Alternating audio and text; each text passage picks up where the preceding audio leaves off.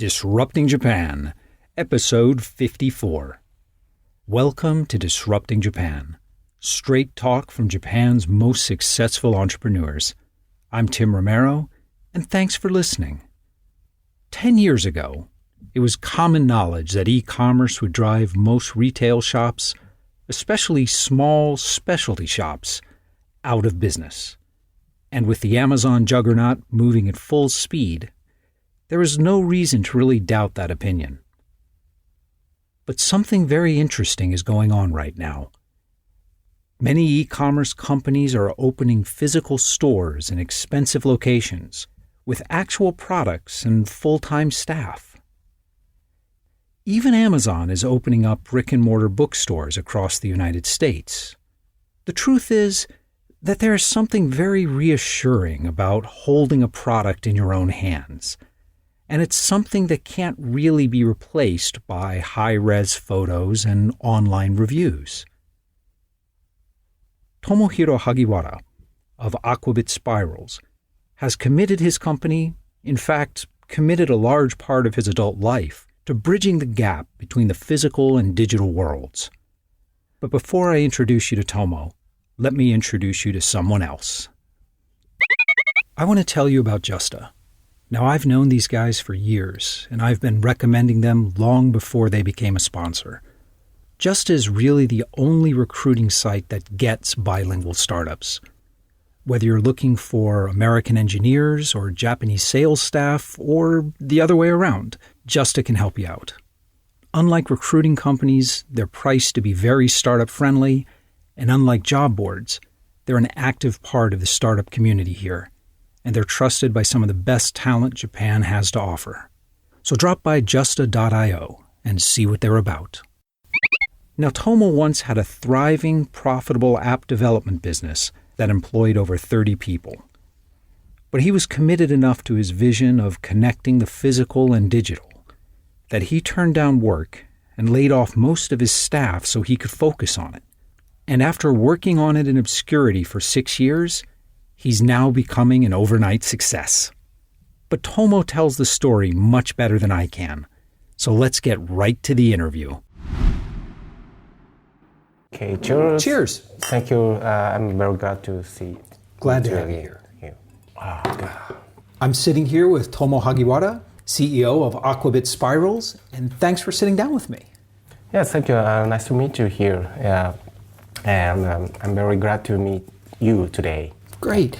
Now, Aquabit Spirals makes the Smart Plate, which is a physical device that allows bookmarking physical objects with your phone, but I think you can explain it much better than I can.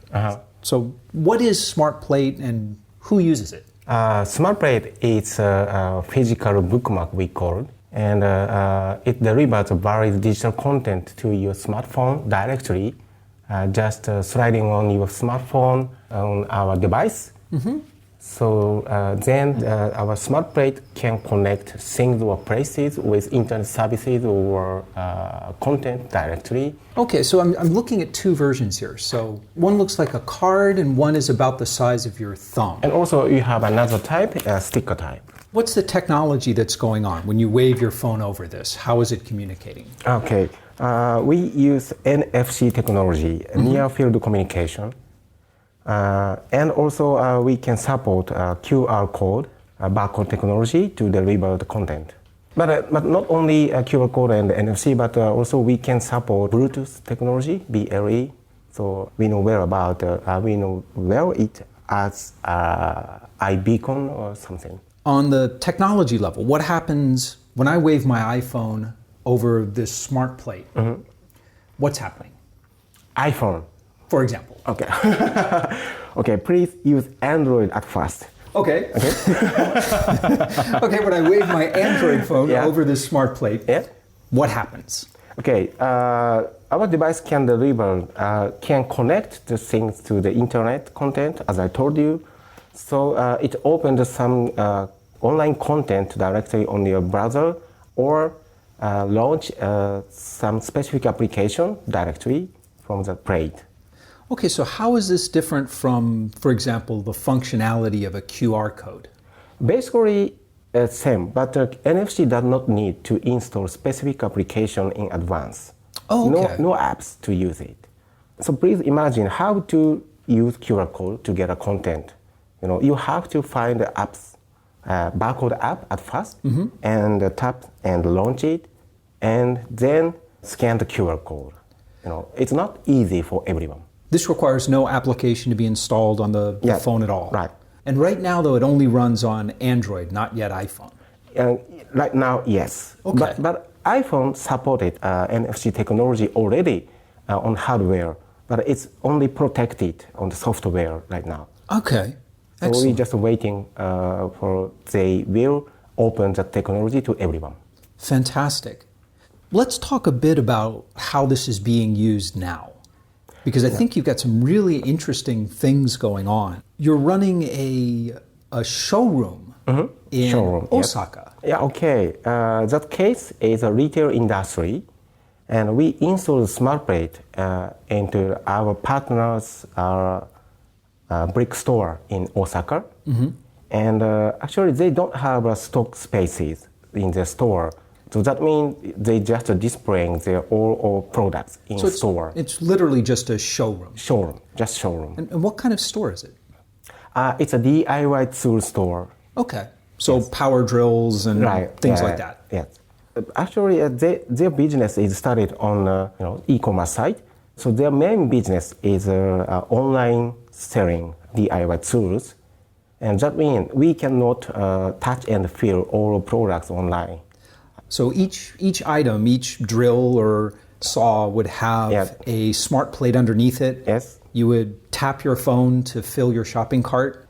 Then if you tap to some drill in showroom, so it opens a landing page on your browser, and it shows some of buttons in that one screen, YouTube movie, how to use it. Okay, and another button delivers product information from a manufacturer, and another one can open a shopping cart online. Okay, so it's much more than just e-commerce. It's a lot of information and product info. Right. Fantastic. Yes. I always find it interesting when companies move against the trend. So all of the brick-and-mortar retailers are opening up an e-commerce site, but here we have an e-commerce company opening up a brick-and-mortar but shop. With no inventory and with no cash registers. That's a very innovative use for this technology for a first customer or an early customer. So how did you convince them to try this? Or did they approach you with the idea? It's my idea. So you approached them with the idea? Yeah, right. Okay. So about 3 years ago, I got that idea. So using this NFC technology in showroom, so then we can sell all of items. So I got that idea in the summer, and the DIY store, the CEO of that company, DIYtool.com, is my old friend. Okay. And so I remember him, this is good for him. So I called to him in that summer. I explained my idea, so he was very excited. He said, let's give this a try. Yeah. And how did it work out for him? Is it selling well? Is it popular? In Japan, actually not so popular right now. This is very, this is a very brand new user experience. And probably, as you know, NFC technology is not so popular in Japan. Currently, it's only for payment, as we know, Ferica technology. Right. It's a part of NFC technology. So in Japan, currently we have only cases to use NFC technology for payment. So not information delivery or not selling some items in the physical place. My case was the first time in Japan, maybe not only in Japan, but in the global market. But I love the idea. But I suppose right now, the fact that it doesn't run on iPhone yet is a bit of a problem for the showroom experience. iPhone doesn't support reading NFC information right now. Probably it's one of the reasons this idea cannot hit the market well right now in Japan, because Japanese mobile market have a lot of share. iPhone have a lot of share, market share in Japan, but it's reducing right now. Well, how do you get around that? You mentioned that iPhone opens up this functionality through software. So would it be possible to build an app that a consumer could install and then use this technology? I believe so. This is a very basic feature on NFC. Get a URL information from NFC tag, then launch a default web browser. This is very basic functions. Right. Android, right now, we don't have to install a specific application to read NFC. That's a huge advantage. Yeah. And I believe it will be same on iPhone. We don't have to install some application. Probably the OS will support by default to read NFC information. So you think eventually the market will force Apple to support that natively? Yeah. Okay.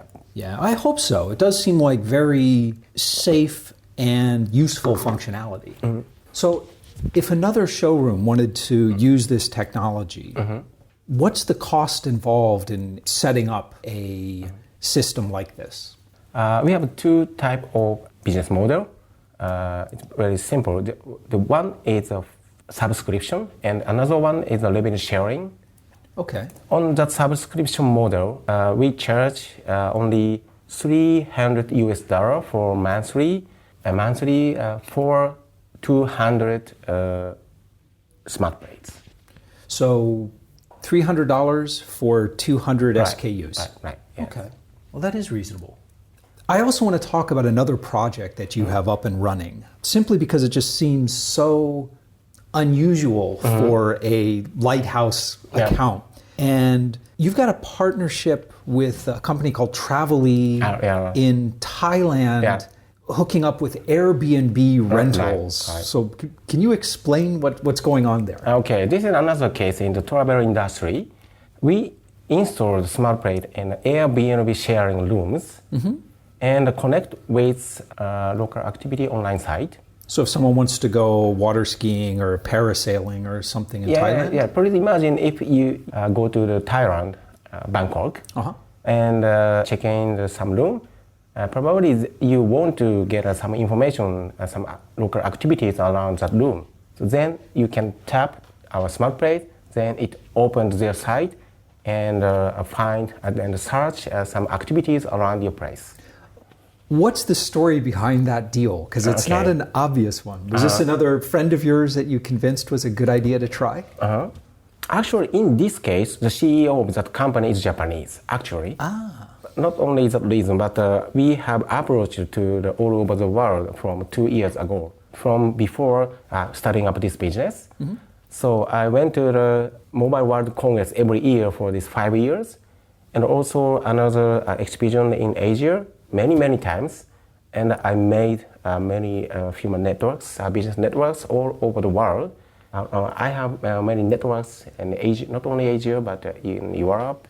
Okay, so it was personal connections you built up, networking over the years. Basically personal connection, but when I meet some person in some venues of expo or something, so maybe 3 or 4 years ago, I made my presentation and I talked a lot of my ideas using this NFC technology. So we made many discussions with all industry in the world.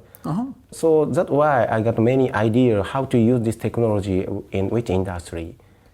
So many Japanese companies today are talking about the importance of going global. Do you find it distracting or difficult to have to deal with companies outside Japan and inside Japan while trying to manage growth?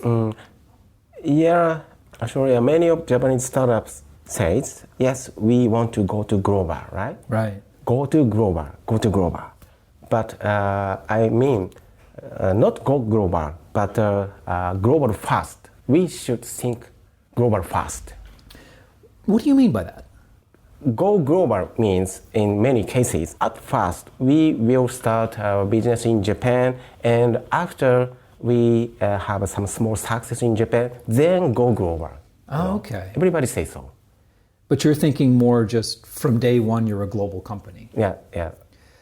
I like that from a philosophy point of view, but on a practical day-to-day level, if someone is starting a company today, What do they do to be global from day one? In my case, I got my idea using this NFC technology in every industry. Right.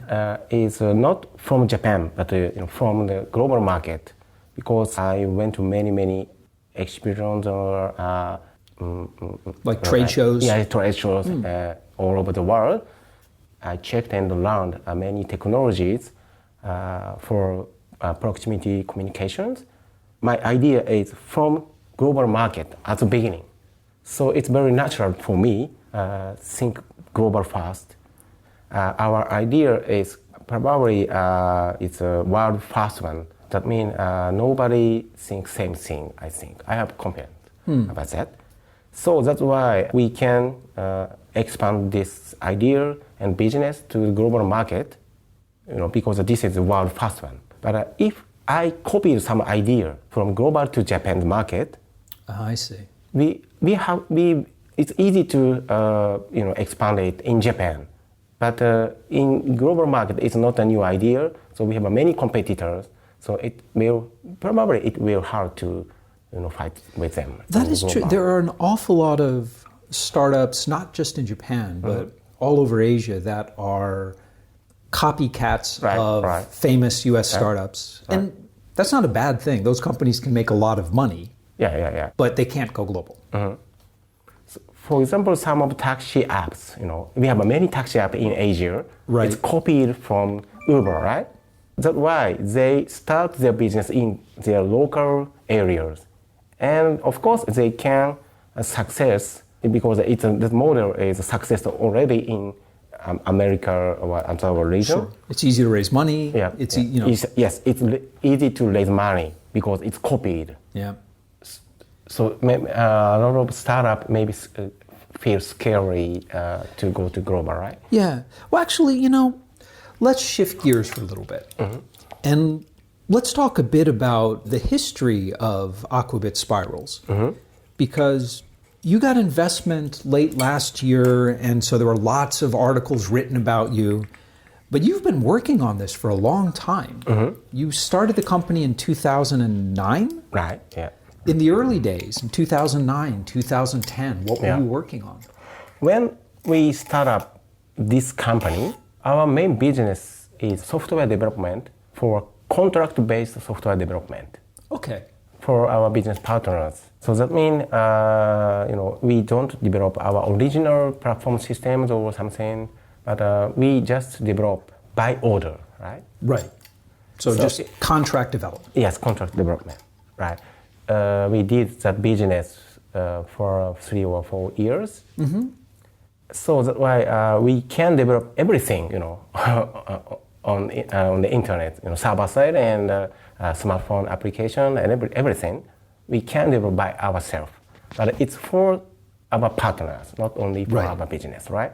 I did not satisfied about that business. Only development for partners. Right.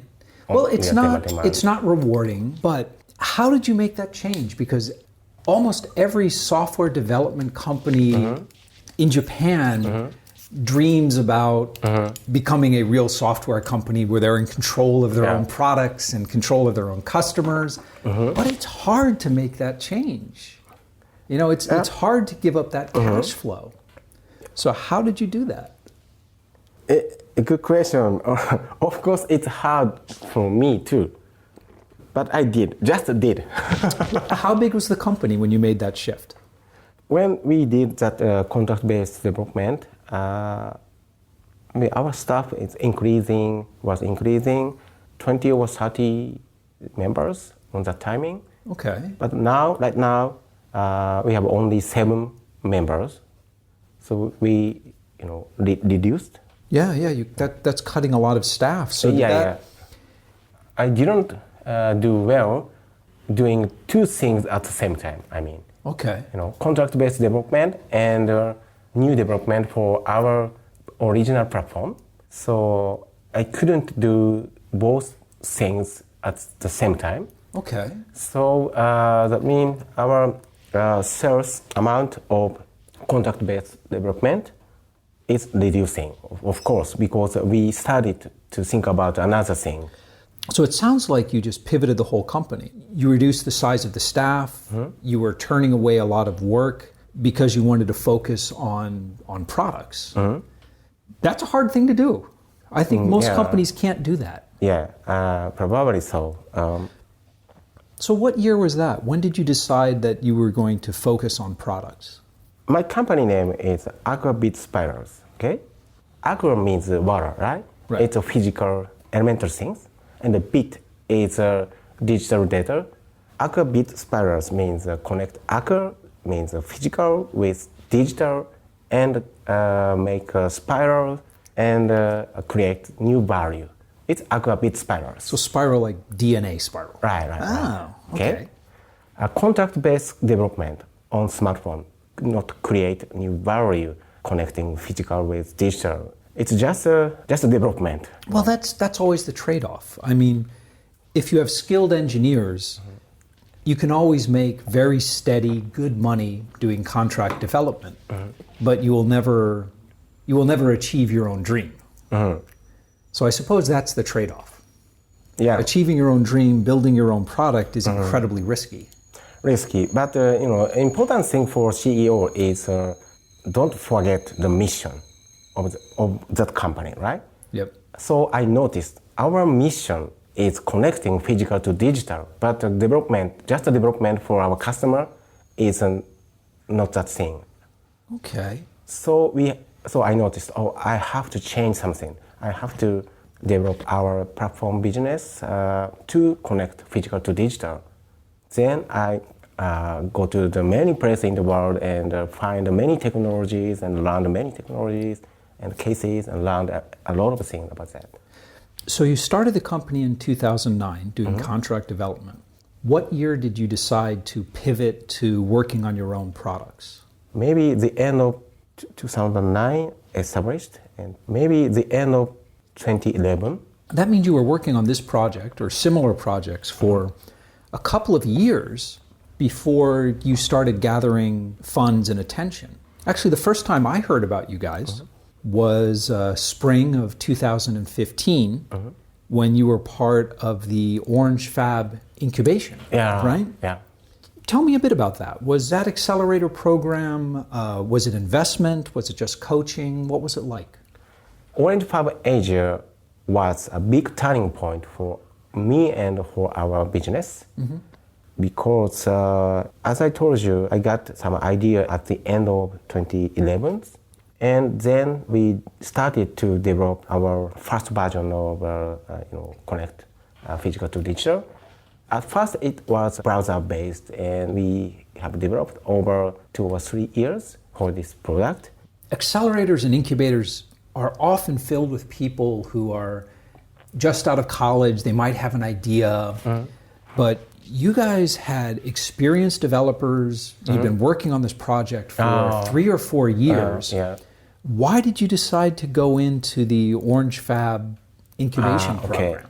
Before this company, I did my first business for a long time, over 15 years. From 1995, I established my first company, and I did a lot of development on the internet. Yeah, the PPP, right? Right, 3P Digital Factory. Yeah, it was my first business. So I have a lot of experience, over 20 years on this internet industry. And then, so that means I did by myself over 20 years. Right. So I did not know what is a startup ecosystem and what's the meaning of getting money from investors. So I have no idea about that because I could do my business by myself. And then I established this company, but it's still my private company. It's my idea. We developed that system by ourselves. We could do everything on development. So what did you want from Orange Fab? I wanted to know what is startup ecosystem. That program is driven by Orange. Orange is a French company. So as I told you, I focused on not only in Japan, but global market from the beginning. But of course, I have no connection with acceleration program or startup ecosystem in the world. My connection is only business side. Okay, so potential you were customers. really hoping to build up your network and learn more about what it was like to run a startup? Yes. Did they invest in your company, or was it simply coaching and advice? Simply coaching, yes. And we have many mentorings. So they gave us chances to pitch to foreign investors and potential partners. You also went into the Tokyo Acceleration Program. Right. And for our foreign listeners, Tokyo is one of the biggest private railway companies in Japan, but they're much more than that. They run department stores and all kinds of things. So you're kind of an accelerator junkie. No, because Tokyo Acceleration Program is an open innovation program held by big company. Okay. That means we can get a lot of opportunity to approach Tokyo group companies. They have many, many group companies, not only railways, but retail industry and tourism and hotels and every industry. Okay, It's kind of conglomerate. So even though they called it an accelerator, it really was more of a chance to pitch to all of the different divisions within Tokyo. Yes. Oh, well, that'd be a great thing to do. Right. Yeah. And you've been successful at it, right?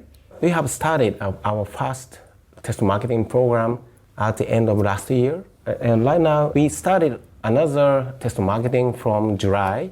And now we are preparing the next one right now from this autumn. And also, we have many approaches from their group companies, many group companies right now. So there's a big chance of collaboration in the future as well. That's excellent. And also now we are expecting to get investment from that group company in the future. Not now, in the future. Okay, step by step. Step by step. Yeah. Let me ask you kind of a personal question. Startups are still kind of new in Japan. And you graduated from Waseda, Right. which is one of the best universities in Japan. Yeah, maybe. And instead of going to work for one of Japan's big corporations, like most of your classmates did, you decided to go out on your own and form a digital agency. What did your family think about that? Were they supportive of that? Actually, my family did their own business, right? Ah, okay. So it's very natural for our family doing our business. My father, the business is selling cars, new cars and old cars. And now they're running a car showroom in my hometown. Okay. So my first experience to sell something in my life, I was 9 years old or 10 years old. Okay. I sell a used car to my school teacher. Oh, wow. So you started selling really young. Right, yeah. But that is something very common. I find most successful young entrepreneurs had at least one role model within their family. And actually, my father started up another company in his life, maybe 2 or 3 companies in his life. And also, my mother had another company. Yeah, So both of your parents were entrepreneurs. Right. Okay. Parents. So you're the very unusual situation where both parents were really happy when you decided to start your own company. I think so, yeah. Okay. But most of your classmates went and joined large companies, right? But actually, I joined to the big company. It's a Recruit. Do you know Oh, Recruit? okay, sure. Recruit is the largest recruiting headhunting firm in Japan. After I graduated Waseda University, I started to work in Recruit as a sales. So you tried to be a normal, productive member of society. Yeah, right, yeah. What happened? I spun off. So it was kind of my fault, big fault, but I couldn't make good relationship with team members in big company. Because, I did by myself everything, and my sales was not so bad, sales result. So I misunderstood. Probably I'm genius. Probably I'm a top salesman. Probably it's misunderstood. I understand right now, but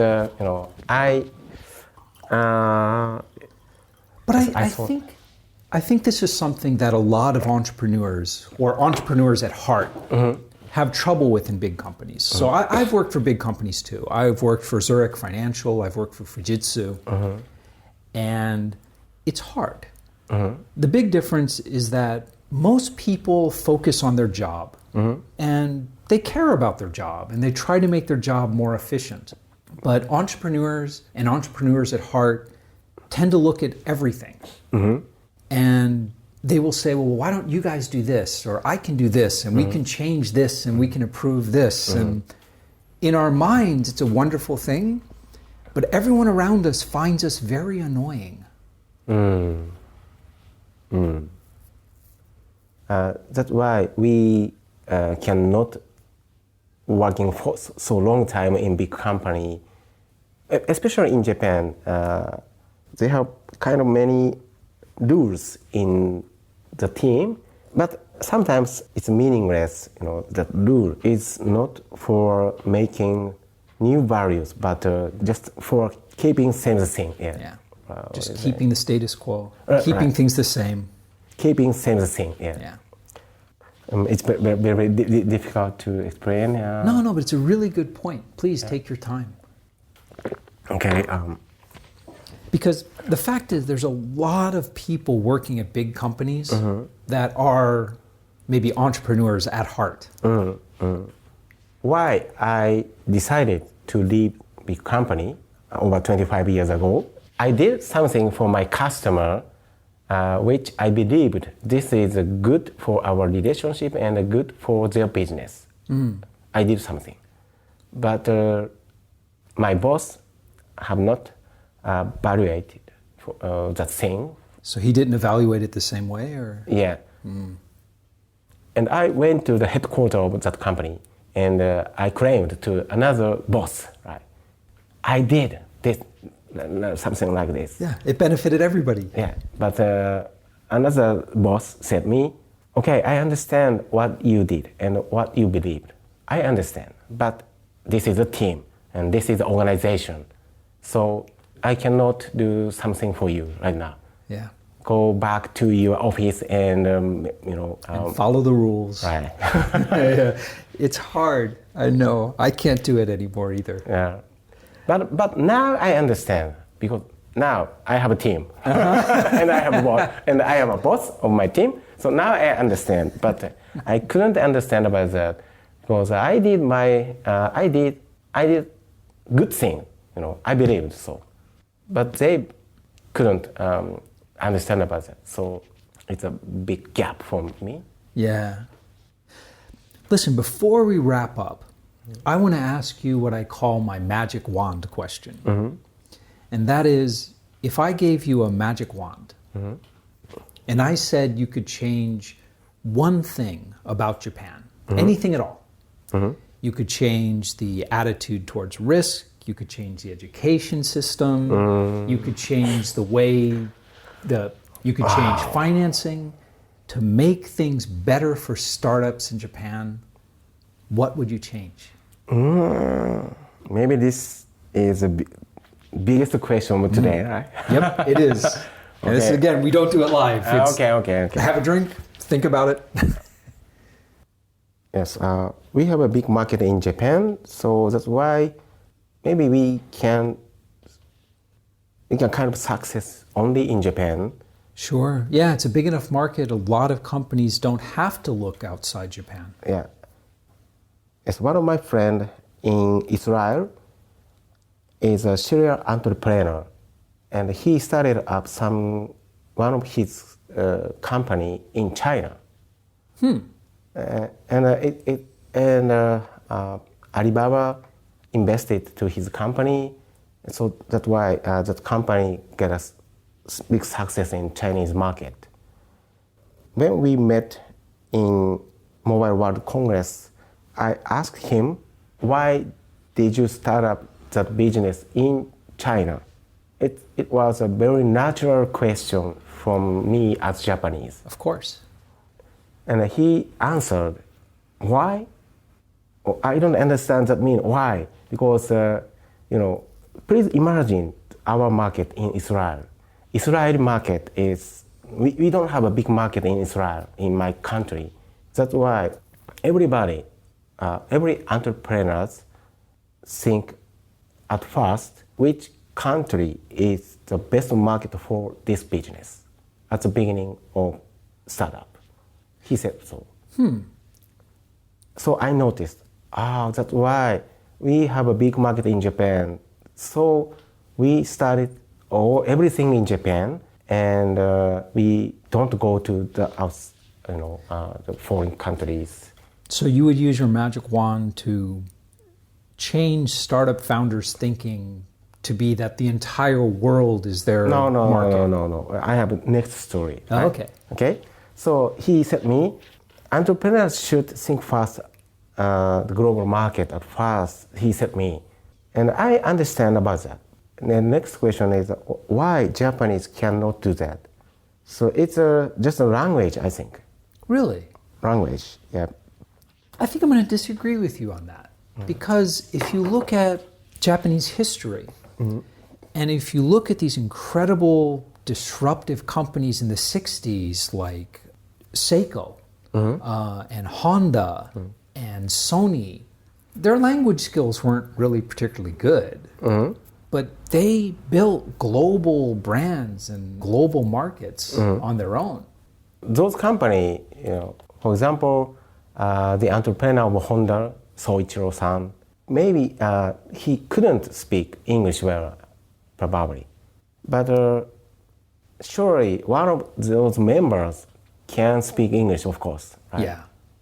And if almost of Japanese can speak English, now we have internet, right? Yeah. So we can access all of information in the world. It's easy to access to the global market and get information and correspond with people in the global market. If we understand English well, we can get a lot of information in the world, and we notice what is moving and what is changing in the world. That means opening the eye. Do you think it's improving? Do you think more Japanese startup founders? I believe so. Yeah? I believe so. If I have a magic wand, all of Japanese startup entrepreneurs can speak English as same as native speakers. That would change things. Because then they can communicate directly with all of people in the world. That's an interesting take, because I think that most Japanese say they want to go global. They know it's important, but the lack of English makes them a little afraid. Makes afraid. If understand well, in no English. Fear. No fear, you mean? The startup founders would not be afraid. They would not be shy to go overseas. Okay. But it's getting better. Getting better, yeah, getting That's better. Good. This has been a fantastic discussion. I have absolutely no idea how I'm going to edit this down to 30 minutes. But thanks so much for sitting down with me. It's great. Okay, thank you very much. It's very good time for me too. Some of Japan's largest corporations are starting open innovation programs and are actively reaching out to global startups. They're new at this, and that's where Crew, with 2 W's, comes in. Crew runs open innovation programs for companies like Toyota and Panasonic and dozens more. And these programs are one of the best ways to jumpstart your business in Japan. Many are open to global startups, and they're completely free. Now, I know and I work with the Crew team, and they're probably doing more than anyone to bridge the gap between corporate Japan and global startups. So drop by Crew with 2 W's .me/4-startups and get started. And we're back. Some of the best conversations I have with our guests and some of the best insights happen after I turn off the microphones. Now, normally I just kind of weep quietly to myself about the missed opportunities. But in this case, Tomo made me promise to make an addendum on how he would use his magic wand. The importance of speaking English is not just being able to communicate with stakeholders and gather overseas market information. It is, as Tomo explained, to explain your passion in your own words. And for early-stage startups, well, this is how substantive deals get done. Early on, most of your business partners, they will like your product or service, sure. But when they decide to work with you, It's because they believe in you and the team. A global mindset is not just about market entry, or having a distributed virtual team, or outsourcing manufacturing to China. It's more about not defining markets geographically at all, and certainly not restricting yourself to a home market. Of course, that's much easier said than done. And founders from places like the US and Japan have the luxury of a large home market. But the steady stream of startup success from small nations like Israel and Singapore tells us that there really is something to this idea of not going global, but being global. I think we'll be hearing a lot more from Tomo and Aquabit Spirals very soon. If you are part of a startup that's either going global or being global, Tomo and I would love to hear from you. So come by disruptingjapan.com/show054 and let's talk about it. When you drop by, you'll find all the links and sites that Tomo and I talked about and much, much more in the resources section of the post. And I also want to let you know that our second anniversary live show is coming up on September 13th at Super Deluxe in Roppongi. If you're on the mailing list, you'll be getting updates and information. And if you're not on the mailing list, well, you really should be on the mailing list. You can sign up at the site, and you can also get the event info there or on our Facebook page. And most of all, thanks for listening. And thank you for letting people interested in Japanese startups know about the show. I'm Tim Romero, and thanks for listening to Disrupting Japan.